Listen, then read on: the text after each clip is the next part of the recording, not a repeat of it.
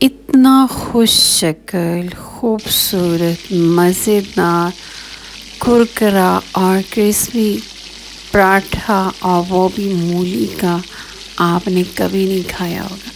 यकीन करें, हर नवाला आपको एक नया मज़ा दे, और इस पराठे को खाते खाते आप सोचेंगे कि पहले क्यों नहीं खाया। अस्सलाम वालेकुम, कैसे हैं आप? उम्मीद आप बहुत अच्छे होंगे। ये एक मूली थी जो कश करके, ग्रेटर करके रात को मैंने फ्रिज में रख दी थी, और अब इसको मैं करूँगी बाउल में ट्रांसफ़र। 1 चम्मच अजवाइन इसमें डालेंगे, और इसके साथ साथ जाएगा जनाब 1 बड़ा चम्मच या 2 टेबलस्पून कह लें चाट मसाला, और इसके साथ साथ इसमें जाएगा अदरक और लहसुन का पेस्ट 1/2 टी स्पून, और इसके साथ साथ इसमें जाएगा नमक, मैं आधा चम्मच डालूँगी। आप तेज़ या कम अपने हिसाब से डाल सकती हैं, क्योंकि जो आटा गूँदेंगे उसमें भी नमक होगा, तो ध्यान से डालिएगा। 1 चम्मच प्याज, 2 चम्मच धनिया, इसके साथ साथ हल्दी जो खाने का जायका और खुशबू बढ़ाएगी, और इसके साथ सुरख मिर्च। हल्दी खाने में और इसके साथ साथ अजवाइन ये खाने को बहुत मज़ा देगा। अच्छी तरह इसको तैयार करें। इसके बाद गूँधेंगे आटा, और आटा गूँधने के लिए गंदम का आटा लिया मैंने चक्की वाला 2 कप, और इसमें डालना है 2 पिंच के करीब नमक। आप डालेंगे इसमें गरम गरम पानी, और इससे गूँधेंगे आटा, और आटा तकरीबन 10 मिनट बाद रेडी हो जाएगा पकाने के लिए। तो जनाब इसमें थोड़ा सा लगा देंगे पानी, ताकि आटा ड्राई ना हो। इसको फ्रिज में नहीं रखना, बाहर ही रहेगा। और 10 मिनट बाद आ गई हूँ मैं वापस।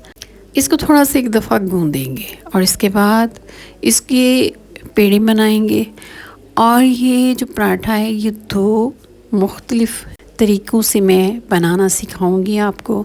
एक हमारा तरीका ये है, आप पेड़ा लें। सर्दियों में ना आटा श्रिंक बहुत जल्दी हो जाता है। बड़ा कर लें, बड़ा करने के बाद उसमें मूली का जो पेस्ट है, मसाला है, उसको भर भर के उसमें डाल लें।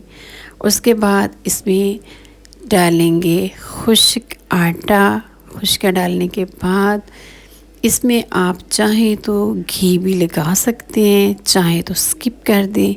उसके बाद इसको आराम से आहिस्ता आहिस्ता करके बंद करें। ये सारे काम आपने बहुत हल्के हाथों से करने हैं, जल्दी नहीं दिखानी। तेज़ी दिखाई या सख्त हाथ लगाया तो आपका पेस्ट जो है वो आटे को फाड़ के बाहर आ जाएगा। खुश्के में डिप करें इसको अच्छे तरीके से, और इसके बाद बेलन के साथ अगर आप बनाएं तो हल्का हल्का बनाएंगे, आहिस्ता आहिस्ता करके इसको बेलें, और अपनी मर्ज़ी के हिसाब से इसे छोटा या बड़ा बेल लें।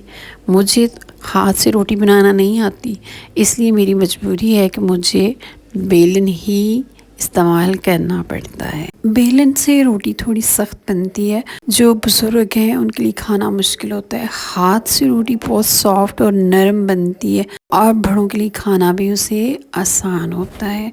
रोटी हमने बेल लिया, और इसको साइड पे रख लेते हैं, और चलते हैं पैन के पास जो गर्म है, और इसमें लगा दिया मैंने मक्खन, और अब इसमें डालेंगे पराठा।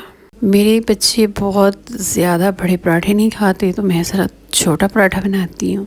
आप अपने हिसाब से छोटा या बड़ा पराठा बनाइए, लेकिन ये पराठा बहुत ही मज़े का बनेगा। साइड चेंज करके ऊपर मक्खन या घी लगाएं, उसके बाद इस साइड को भी बनाएं, और इसी तरह दोनों साइड में से इसको अच्छी तरह कुक करके उतार लें। रेडी हो जाए तो आप दोबारा वापस आते हैं, और 2 छोटे छोटे पेड़े लेंगे, उनको छोटी छोटी रोटियां उसकी बेल के साइड पे कर लेते हैं, और इसके अंदर जाएगा वही वाला पेस्ट मूली वाला, और इसके ऊपर लगाएंगे घी और खुश्का, और इसके ऊपर जो दूसरी छोटी वाली रोटी है वो रख देंगे।